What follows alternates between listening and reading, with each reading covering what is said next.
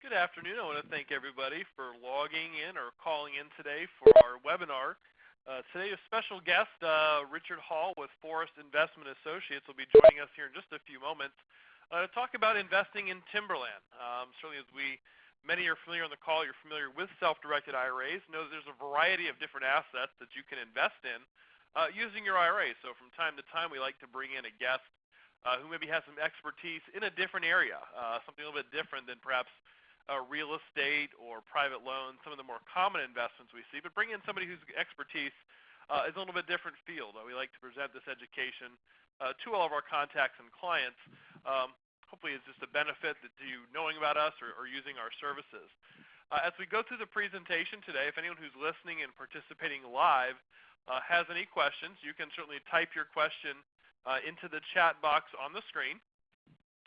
We don't have the ability today with the number of people on the webinar to take live questions. So if you have questions, type them into the chat box, and we'll make sure that we get to those questions as we go along. If you're someone who's watching the recorded version of this webinar and you have a question that pops up, either something that I say or that Richard says during the presentation, jot your question down at the last slide or second to last slide we have today. Will be my contact information, also Richard's. You can reach out to one of us directly with your particular question. Just a little bit of information about myself. My name is Scott Maurer. I'm the Education Business Development Manager for Advanta IRA. I've been with the company for a number of years now, helping people to invest in a wide variety of different assets, whether it be real estate, private loans, private placements, just a number of different things that we see our clients, and again, also Timberland investments that we'll talk about today. I've been with the company for like almost 10 years now. I started out doing the transactions. I spend more of my time now really educating the general population, CPAs, attorneys, realtors, and anybody else who may be interested in self-directed IRAs and going through that process of what's involved and how to really open up your IRA into different types of investments. Just a quick disclaimer, one thing we don't do at Advanta IRA is provide any type of investment advice or any legal or tax advice. Now, when we talk about IRAs, a lot of times legal issues and tax issues can arise, and we will wade into those areas and at least give you some information on that topic, but we can't help you make an actual determination from a legal or tax perspective on whether or not you should make an investment. But then as far as it comes to the actual investments, deciding whether or not an investment is a good or bad idea, doing the due diligence for an investment, that is all incumbent upon the individual and the IRA owner to make sure they're satisfied with their investment. So our job is to really act as an administrator and record keeper for making sure the investments get properly titled. Our company's been around since 2004, and the only thing that we do is the administration and record keeping for a self-directed IRA account. We are not a broker-dealer, so we don't deal with mutual funds, stocks, kind of more traditional type assets. We really hold the true alternatives within an IRA and do the record keeping and administration that comes along with that. So any reporting to the IRS, receiving and depositing income, and just maintaining a particular IRA, that is what we do at Advanta. And the only thing we can hold has to be qualified money, whether it's an IRA, a Roth IRA, an old 401k. We are not allowed to hold what's considered non-qualified money, basically your personal savings account, your checking account. We can't do the record keeping or perform record keeping services for those types of funds. It does have to be qualified money. I think one of the advantages our company has over a lot of other companies that are out there is we really have a superior and personalized customer service for all of our clients. Anyone who becomes a client of ours or who is a client of ours already has an account manager assigned to them, one person who will kind of work with them all the way through their transactions, answer any questions that person may have when it comes to they're using their IRA to make an investment. So instead of calling an 800 number, you have one point of contact. And the feedback we've gotten from our clients, a lot of people, I think that's been a very successful program that we were rolled out, and it really put us at the forefront of offering top-notch customer service in our industry. Now, why haven't most people heard of self-directed IRAs? At least the people on this call, you've heard about self-directed IRAs in some form or fashion. That's why you're participating in the webinar today, or at least getting the invitations for the webinar. But most people are not familiar with self-directed IRA accounts simply because most IRAs out there are administered and held with banks and brokerage firms that offer their clients limited investments. If you have an account at E-Trade, you can choose from a variety of different stocks, or Scottrade, choose from a variety of different stocks out there and put them in your portfolio, but you are limited to stocks as the investment. Vanguard has a variety of mutual funds, but again, you're limited to only those particular assets that they sell. A really truly self-directed IRA is one in which you can invest in any investment, make any deal that the IRS would permit. The reason why most companies don't do that is they offer those limited investment products. That's their business model. They want to sell mutual funds. They want to sell stocks. They don't want to hold real estate, Timberland, private notes within an IRA account. Now, IRS regulations are very broad as far as what they will allow you to hold within an IRA account, but the IRS regulations do not require that every custodian hold every type of an investment. So each different custodian, whether it's Advanta or Charles Schwab or Vanguard, can decide what investments they are willing to hold. And that's a reason why our company exists, because the larger banks and brokerage firms have simply decided not to hold those unique types of investments. Over the years, having talked with many clients about their investments or what they were thinking about doing with their IRA, kind of some of the main reasons people have decided to use their IRA funds to invest in something that's alternative. One, for many clients, it's simply a new source of capital. So if you are experienced investing in real estate or in notes or in timber outside of an IRA account, the IRA simply becomes a new source, a new place that you can draw money from to make that particular investment. Also, a lot of clients enjoy the fact that investing through an IRA is either tax deferred or tax free. So the gains you make within your retirement account are not taxed as they go back into the IRA. By not paying taxes each step of the way, you're able to compound your money more quickly and hopefully grow your account on a much quicker basis. And lastly, but certainly not least, in fact, in the last few years, I've seen this reason be more and more the reason people are looking for self-direction, is individuals want to feel safer about what's in their retirement account. They want to feel more in control. And for many individuals, investing in a piece of property or investing in a private deal that they've heard about gives them more control, and they feel safer with their IRA account invested in a tangible asset within their IRA than they do having their money in the stock market where it's going up and down year to year, month to month, and really not sure why that's occurring. Now, as far as the types of accounts that can be self-directed, any type of IRA, whether it's a traditional or a Roth account, whether it's an employer-based IRA, if you own your own business or a small business employee, you may have the option or ability to set up a SEP or a simple IRA account. We also offer qualified plans. If you're, again, sole proprietor or a business owner, you can open up an individual 401k account. Certainly any former employer's plans, if you have money in an old 401k, an old 403b, 457, TSPs, pensions, etc., monies in those former employers' accounts can always be rolled over into a traditional IRA and in turn self-directed. So if you're kind of thinking through a seminar or you've been looking into self-direction, say what monies do I have available to me, any of these accounts, if you have an IRA, SEP IRA, maybe an old employer's plan, you certainly can take that money and use it to make the alternative investments. Now, as far as the investment restrictions, I mentioned the IRS has quite a wide variety of assets that they will allow within an IRA account. In fact, the IRS only has a short list of the things they will not permit within an IRA. When the IRS created IRAs back in 1975, the only two investments that were deemed not allowed within an IRA are either life insurance or collectibles. And collectibles would include your antiques, alcohol, artwork, stamps, coins, etc. So the IRS again said that there's certain each custodian can decide what they would hold, but nobody can hold life insurance and collectibles. Other than these two types of assets, so you certainly can invest in many different things. And some of the assets that we've seen our clients invest in, many different types of real estate, whether it's raw land, residential, commercial property, fix and flips, duplexes, condos, seeing a number of people investing in mortgages, tax liens, unsecured notes, options.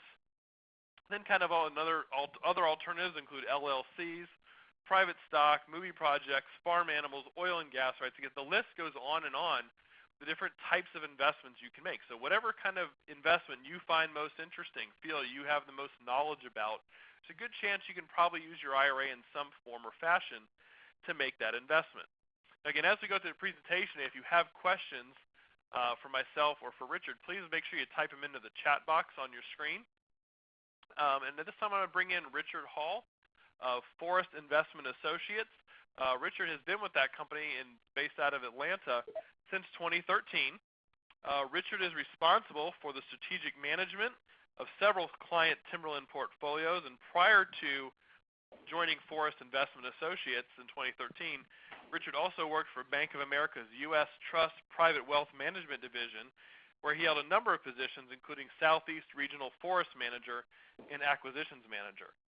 In addition to his experience at U.S. Trust, Richard also has lived and worked in southern Brazil as a contractor for farm and forestry management services, and served as a business development manager for Forest Technology Group, where he worked with a range of Timberland investment managers to develop and implement various information systems. Currently, he also is serving as an affiliate professor at Auburn University's School of Forestry and Wildlife Sciences. And Richard has a tie to Auburn, and that he got his Bachelor of Science degree in forestry from Auburn, and then I guess it probably might have been difficult for him to do, but then decided to go to the University of Alabama to actually get his JD and MBA from the University of Alabama. So he's a registered forester, a licensed attorney, and a member of the Society of American Foresters. At this point, Richard, how are you doing today? Doing great. Pleasure to be on the call. Good. Well, thank you again for joining us. I'm going to turn the presentation over to you. And again, if anyone has any questions as we go through, please make sure you type them into the chat box. And we'll get either Richard or myself to answer it, depending on who the question is directed to. But Richard, I'll turn it over to you. Sure. Well, this afternoon I'd like to provide a very basic overview of Timberland as an investment asset class and provide some basic information on the fundamentals of Timberland as a possible investment. And with that, I would like to start with the basic market fundamentals. What would be a driver? What's driving the market for timberland and the demand for timber resources around the world? When we think about market fundamentals, one of the primary market fundamentals is the long-term global economic and population growth, and particularly in emerging markets. The market for timber is directly correlated with both population growth and economic growth, and as both population and GDP increase, the demand for wood fiber and building materials will increase. And timberland, the timber grown on timberland properties throughout the world, provides the wood fiber that feeds the forest products industry. And so with long-term global economic and population growth, we would expect to continue to see long-term growth in demand for wood fiber, for pulp and paper, and building materials. Interestingly, as a footnote, with the growing digital economy and more things moving from paper to digital media, we often get asked, well, if we're not using as much paper, how can there be growth in the pulp and paper business or growth in demand for wood fiber? Interestingly enough, as more consumers enter the middle class, there has been significant growth in demand for wood fiber for use in packaging, consumer products, and tissue. Though there has been a decrease in demand for printed media on paper, the demand for these other paper products is continuing to grow, and especially in emerging markets. Another long-term fundamental area of opportunity would be the recovering U.S. housing market. As most of you know, in the mid to late 2000s, the U.S. housing market hit historic lows. We went from roughly 2 million housing starts per year at the peak of the market to approximately 500,000 housing starts per year. And that was an unprecedented low, and housing starts have since recovered to about 1.1 million units per year. And the long-term projections for sustainable housing market growth is roughly 1.2 to 1.5 million housing starts per year. And so looking at long-term trends and demographic projections, it looks like we still have some room to grow in the U.S. housing market. And as the U.S. housing market improves, the demand for building materials here in the U.S. markets will improve as well. So those are some basic market fundamentals that would be driving the demand for timber that's produced from timberland properties throughout the world, and in our case here in the U.S. When we look at the investment attributes of timberland, if we believe in these long-term market fundamentals, we see that there are opportunities for growth. Well, what about the investment attributes of timberland as an asset class? If we want to acquire timberland properties, what kind of investment returns? How will it fit within an investment portfolio? Well, some of the key investment attributes of timberland include strong historic risk-adjusted returns, and particularly when compared to more commonly traded equity securities and also publicly traded bonds. To put this in context, over the last 15 years, timberland in the U.S., as measured by the timberland indices that are tracked by the National Council of Real Estate Investment Fiduciaries, and as a footnote, I would note that one of the best references to track timberland returns is the National Council of Real Estate Investment Fiduciaries website. They're known as NCREIF for short, but NCREIF tracks timberland, farmland, and commercial real estate investment returns throughout the U.S., and it's a great resource, and they do publish basic information online if you go to their website, necreef.org. But when you look at timberland investment returns over the last 15 years, the nominal timberland, the average annual return on a nominal basis over the last 15 years has been just over 7%. With moderate volatility. When you compare that to the S&P 500 over the last 15 years, the S&P 500 returned just over 6% with approximately double the volatility. And if you look at the NASDAQ returns, again, were closer to about 6.25% with almost 4 times the level of volatility. So that will just give you some context of how timberland compares to some of the broader stock market indices in terms of both returns and volatility. Historically, timberland has performed slightly better than the broader stock indices with lower volatility. The general trade-off for that higher risk-adjusted return is liquidity. Like other direct investments and alternative asset classes, though you may be able to achieve a higher risk-adjusted return, you have to be careful because you will often give up some liquidity in building a portfolio of those types of asset classes. Another point that I would highlight in terms of investment attributes is the low to negative correlation with other primary asset classes. I mean, this is true with most other real estate, but it's particularly true with timberland, that timberland has historically achieved or demonstrated a very low to negative correlation with fixed income securities and equity securities. Also, historically, timberland has demonstrated a positive correlation with inflation, particularly during periods of high inflation.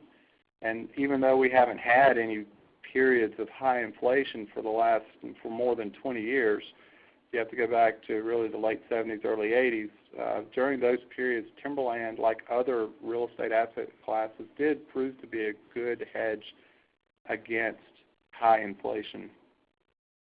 One other point that I would highlight, Timberland does offer favorable tax treatment, and per the discussion today, it would qualify for the self-directed IRA. And when I was at Bank of America, we actually had a client with whom I worked directly who had a block of Timberland properties that we managed through this type of self-directed IRA. So it's a very interesting discussion for today.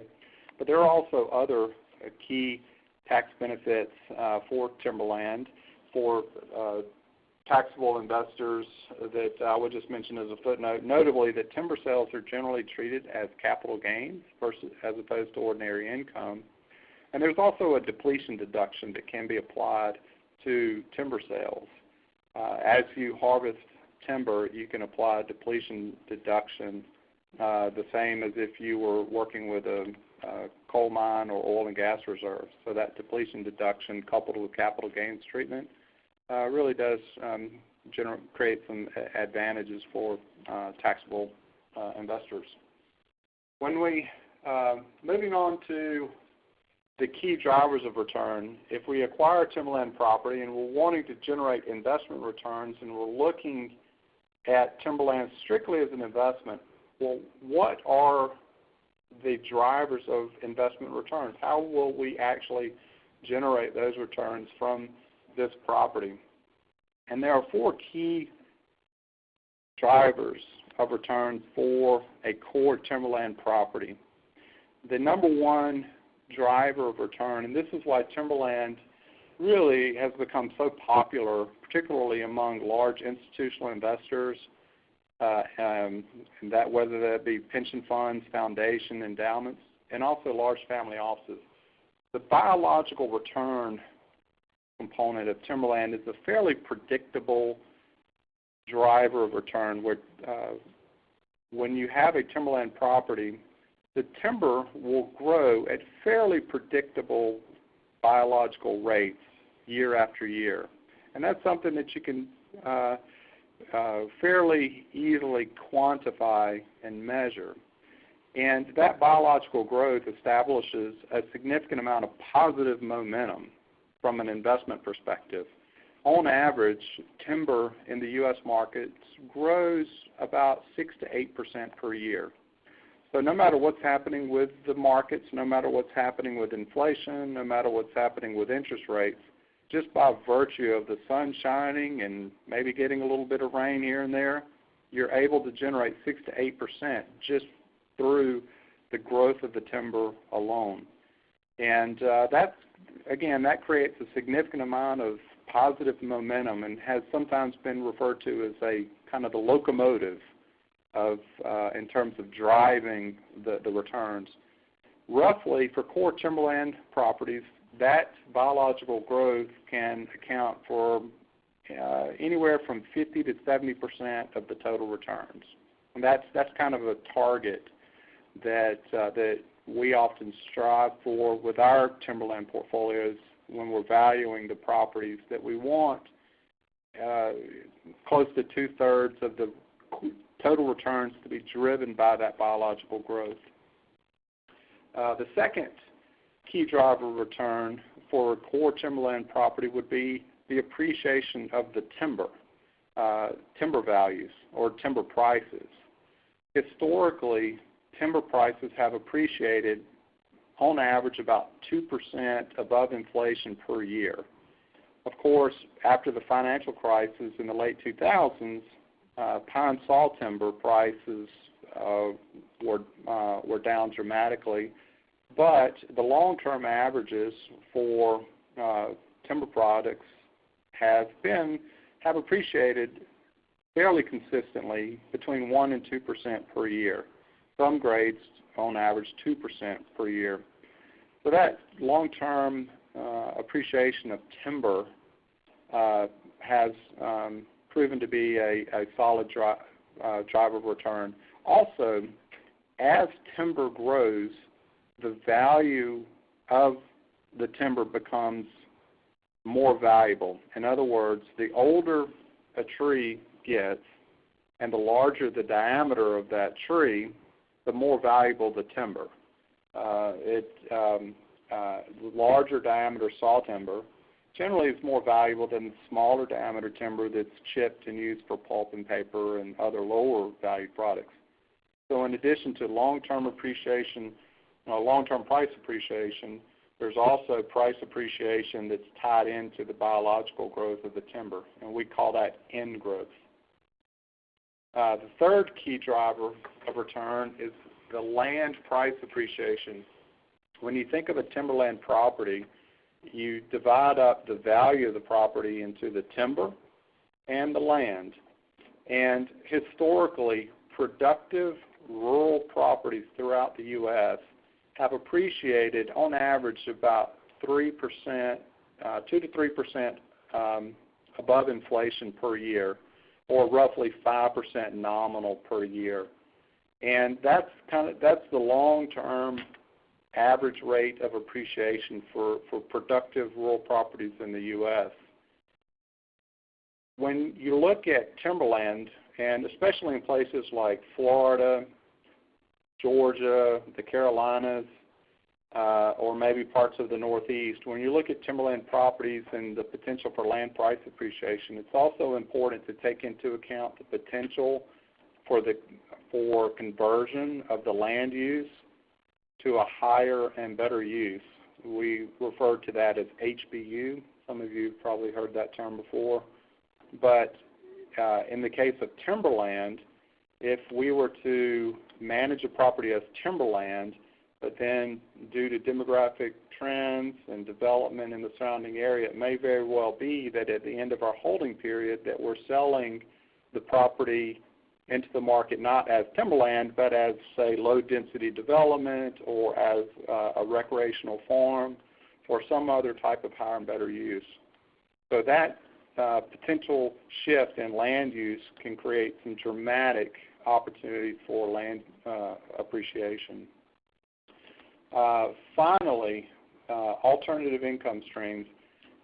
For timberland properties, when we think about cash flows, the primary source of our cash flows will be, of course, from timber sales.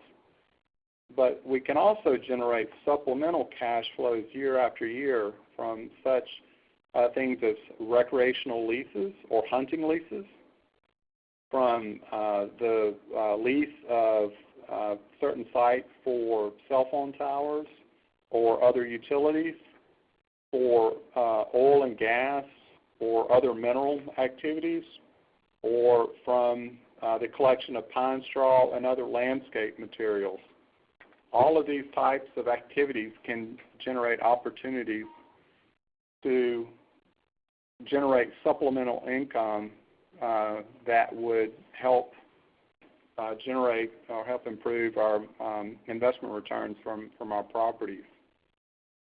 So those are the four key drivers of return. And again, when we think about those drivers, roughly 2/3 of those investment returns would be generated from the biological growth. About 25% of the returns would be generated from timber price appreciation, maybe 10% from land price appreciation, and then the remainder from alternative income streams. So just to give you some general context of where the big drivers of returns are, and how we try to manage our properties and value properties so that when we are generating returns and we're trying to meet basic risk return profile objectives, that we're staying within the realm of a core timberland investment and not getting too far into just raw real estate or investments in just raw real estate where we're much more dependent on just pure appreciation of the underlying land. And when we think about valuing these properties and trying to meet those investment targets, there are general ratios and metrics that we use for different regions where we're able to value the land as timberland based on the productivity of those properties. For example, In South Georgia, in certain parts of South Georgia, the land is much more productive for growing timber than, say, areas in North Alabama. Therefore, the value of land for growing timber in southeast Georgia would be much higher than the value of land for growing timber in, say, North Alabama.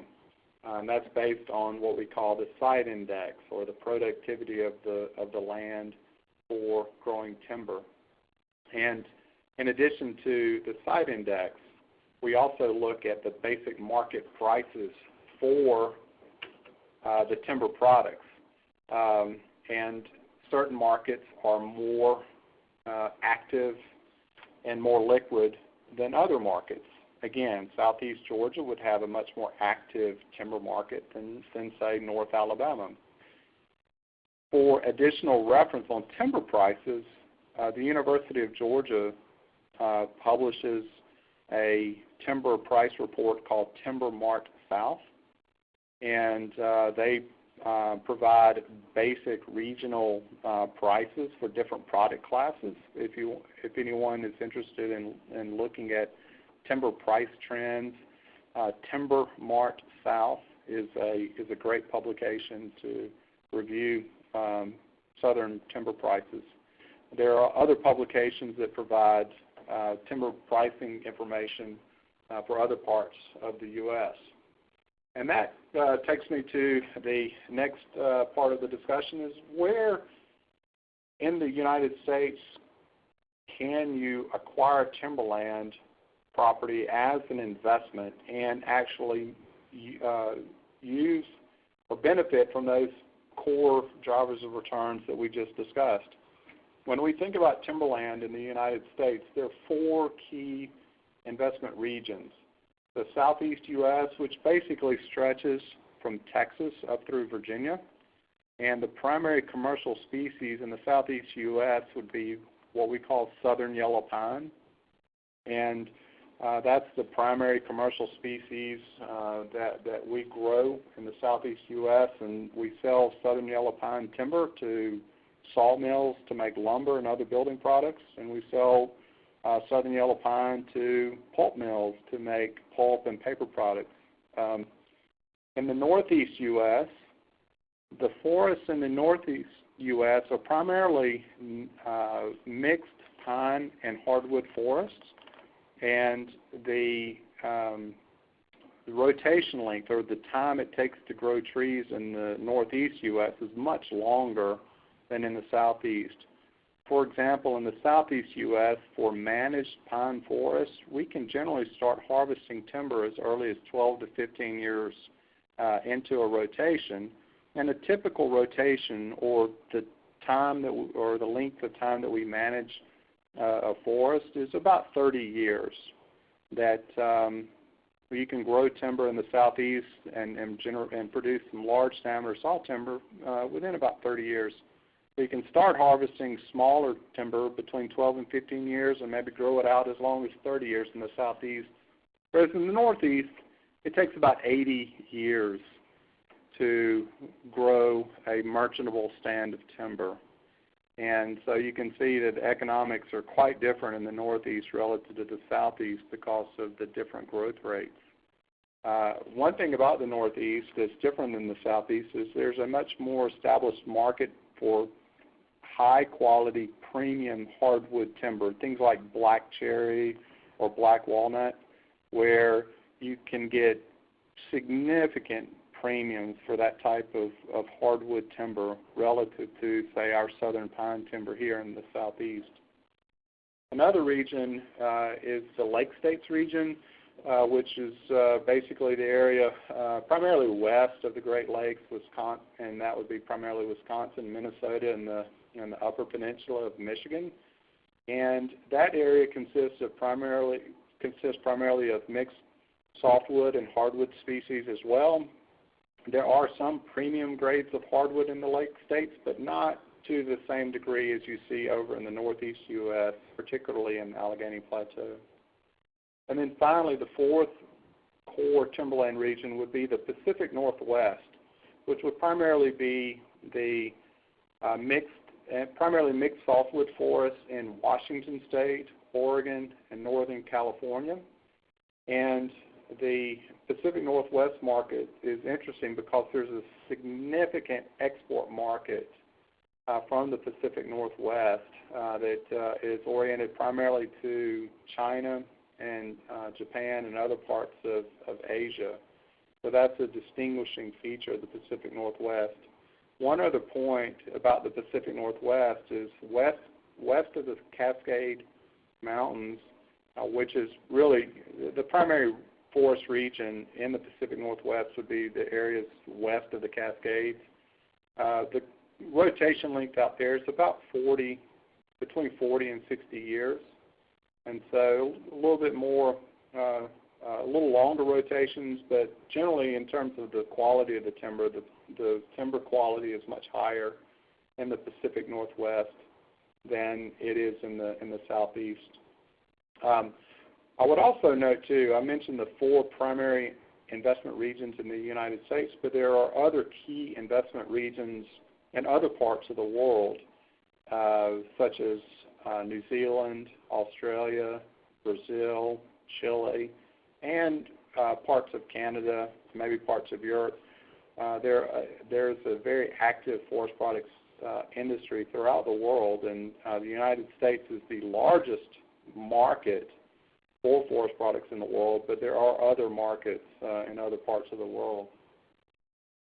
Richard, if I can jump in, I had a quick question for you. You Sure. mentioned the U.S. is the largest market. Is that the market for people buying and using the timber, or is it also, are we one of the bigger producers in the world? Just curious how we stack up, across the world in either producing timber or the consumption of it. Yeah, actually, that was primarily referring to the consumption of wood products. And we are also the largest producer of commercial wood products. When you think about the global forest resource, it's very interesting to note that the largest forest region of the world is actually in Russia. The taiga forest region in Russia, in the Siberian region of Russia, the taiga forest is the largest forest in the world, and they grow a significant amount of timber in that region, but much of it is inaccessible and is non-commercial. The second largest forest region in the world is actually the Amazon basin, most of which is in Brazil. And just like the Russian taiga forest, that is a very large forest ecosystem with a significant amount of timber volume. However, most of it is non-commercial because it's inaccessible. So the United States benefits from a very large forest resource. Though it's not the largest forest resource in the world, it's still a large forest resource, but we have excellent infrastructure, and we have a very established and deep forest products market where even though our forest resource is not the largest in the world, it's certainly the most utilized in the world. So, anyway, in terms of some other general considerations to consider when looking at timberland as a possible investment or as possibly including it in an investment portfolio, when looking at timberland, it's important to, as an investment, to consider how timberland would fit into a broader portfolio. As noted earlier, timberland has benefited or has demonstrated very solid historic risk-adjusted returns, but timberland generally tends to be on the lower end of the risk-return spectrum, where it's a fairly low-risk type of investment, and the returns are fairly moderate when compared to other types of alternative asset classes or other types of investments. And so, generally speaking, timberland would be a more conservative type of investment. So when you're thinking about how timberland may fit into a broader portfolio, that's certainly a key consideration. when looking at target returns, generally speaking, target investment returns today are for U.S. timberland are in the range of 8 to 10% nominal. And that would be an 8 to 10% total return. And based on historic trends and just where the market is today, of that 8 to 10% return, anywhere from 2 to 4% could be in the form of cash-on-cash yield. And based on the general availability of properties, timberland, if you were to go out into the world today to buy timberland, oftentimes it errs to the side of a more appreciating type of asset. In other words, if you have a young forest, it may be several years before you're able to generate any income from that forest. And so more than not, timberland as an asset class tends to be more of an appreciating asset versus a cash yield type of investment. In terms of an investment horizon, timberland should be viewed as a very long-term investment option.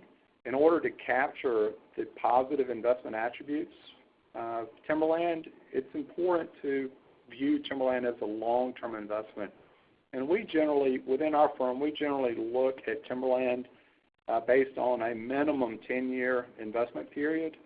But typically, core timberland investments can range anywhere from 10 to 20 years.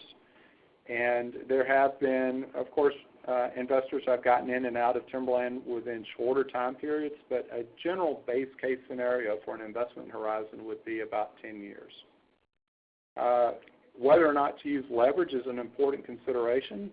However, with a self-directed IRA, I understand that there may be issues with applying leverage to a timberland investment, so we won't go into detail on that. But I would note, just as a footnote, that sometimes we do apply leverage, but the loan-to-value ratios for timberland are generally much lower than commercial real estate or other types of real estate. So that's an important point to keep in mind, where on average, the loan-to-value ratios we commonly see in the timberland markets are usually in the range of 30 to 50%, whereas commercial real estate can often be much higher, anywhere from 70 to 90% in some cases. So that's an important point to keep in mind. Yeah, Richard, if I can jump in for a second. Yeah, the leveraging, it's the reason why it certainly is possible to leverage within an IRA for those who are on the call. The issue becomes in our experience in dealing with companies that will leverage to an IRA account.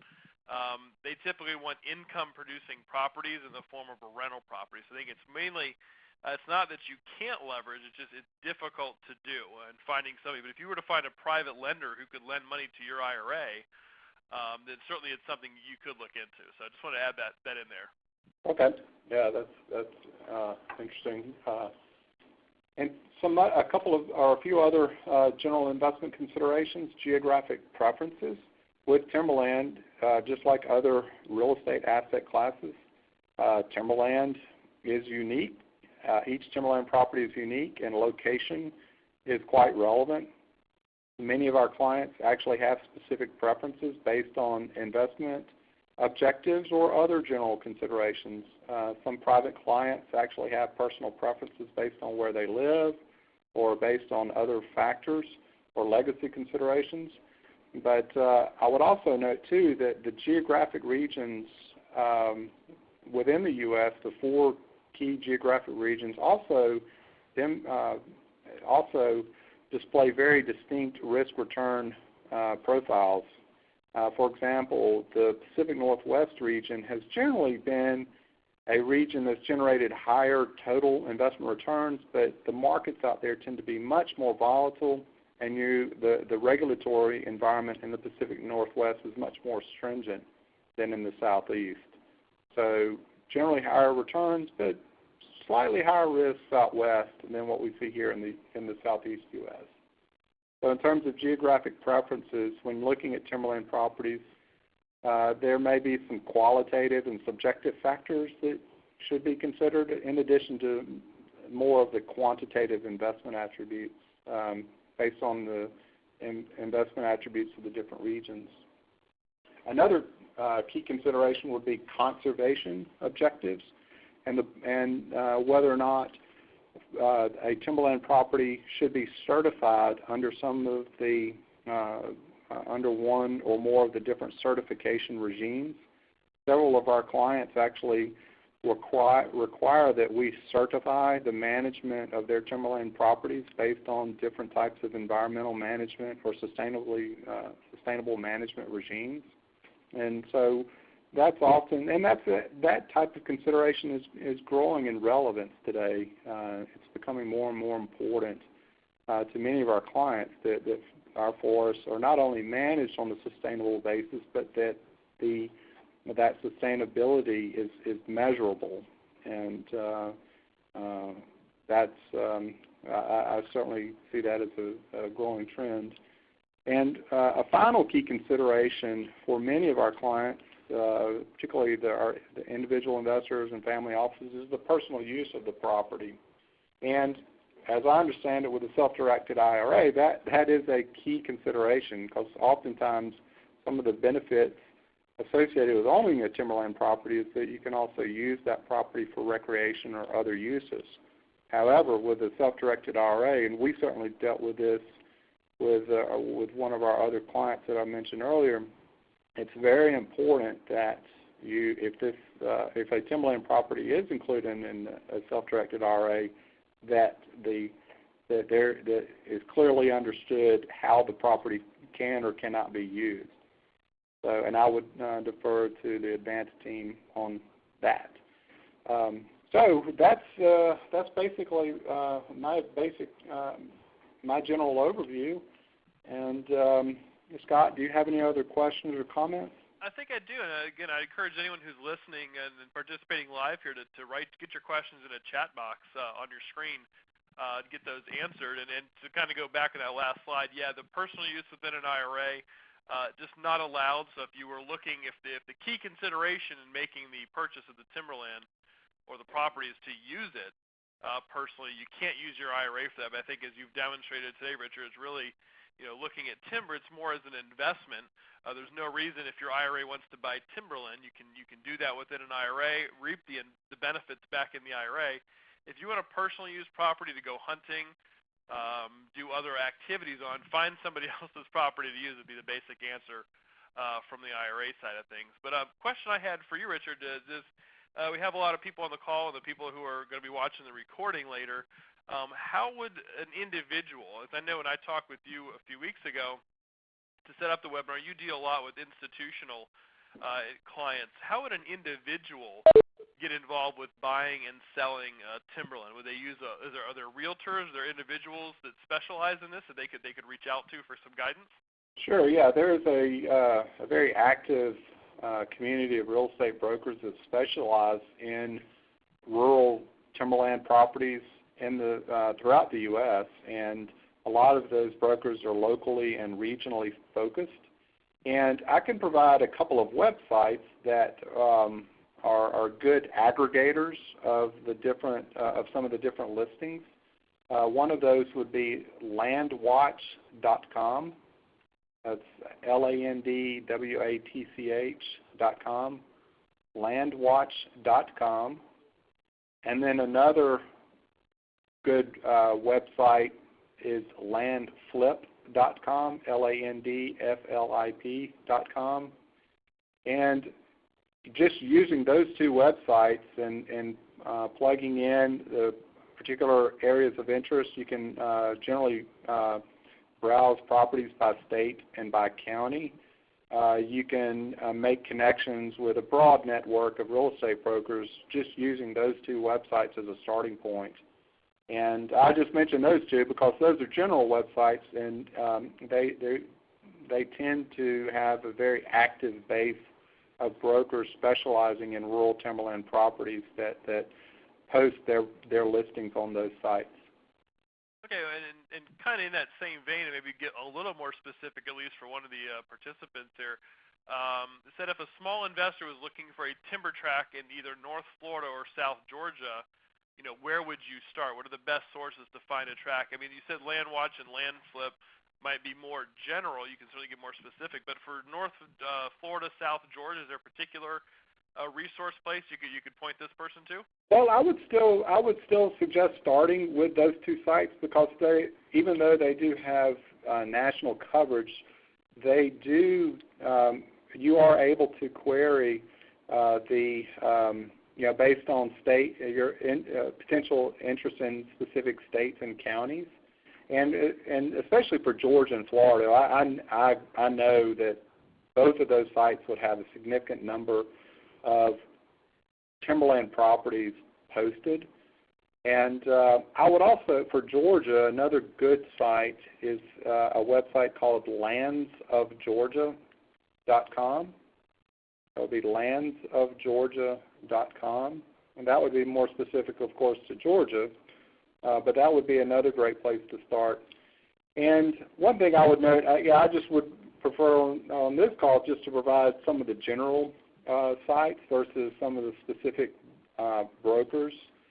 But there are a number of brokers that specialize in timberland properties in Florida and Georgia, and I would also note too that there are brokers that specialize in recreational type properties or properties that would be rural properties that would be acquired more as a real estate investment versus a productive timber property. So even within that smaller pool of real estate brokers, there are those that carve out even a more specialized niche. Richard, another question I had, just thinking about it again, knowing you work a lot more institutional, but on an individual basis, and not to rule out certain investors and whatnot, but is there a certain amount of capital that someone would want to at least have available to when getting involved in this? I mean, I don't know if it makes sense. Yeah, sure. I would say in order to have a property that would meet just a minimum threshold as a core timberland property, you would be looking, and I'm going to speak here to the southeast U.S., you'd at least be looking at 100 to 200 acres, or maybe even as small as 50 acres.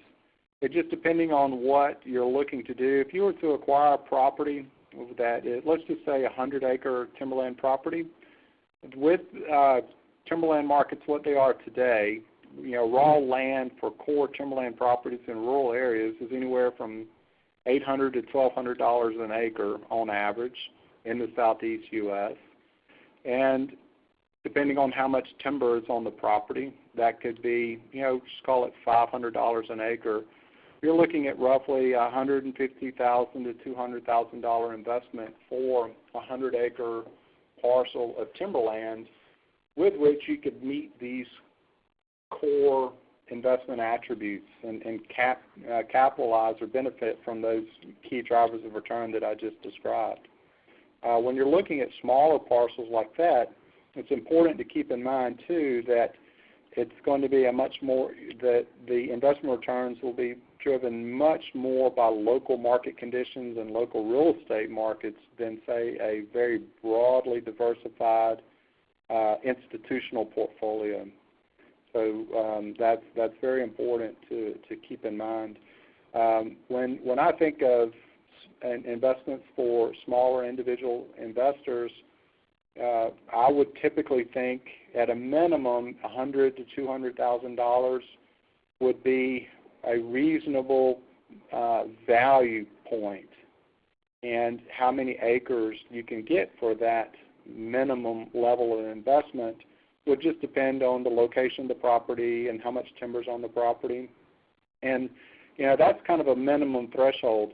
It's interesting, in Florida, some of you may have read about a 500,000-acre property that has been on the market, and that's 500,000 acres, and that would be on the other end of the spectrum. That, sure. It could be anywhere in between. And but I would say as a bare minimum, you would be looking in that $100,000 to $200,000 range to get started and but it could go up from there. All right. Well, it's if anyone has a question over in the presentation, please drop your question here very quickly. I'll wrap up. But again, a lot of people have questions you have on more specifics. I'd encourage you to call Richard or get in touch with him. His information's here on this slide. He's been nice enough to join us today and share some of his information. I'm sure he'd be willing to take a few calls from individuals as well. And if you have questions on the IRA side of things, certainly at any time you can get a hold of me at the information you can also contain on this slide. And certainly visit our website at advantaira.com for other upcoming events, whether it's a live seminar, another webinar, either on self-direction or bringing somebody, for people like Richard, who give us really unique perspective in something we hadn't had before in a webinar, kind of giving you very unique education. Again, that's something we like to provide to our clients and in our contacts, and giving them just different things to think about. So, Rich, I really want to thank you very much for joining us today. It was a lot of great information, something I really didn't know much about, but I feel like I know a lot more now after listening to you talk here for a half hour or so. So, Richard, thank you very much. Sure. It was a pleasure. All right. Thank you. Bye.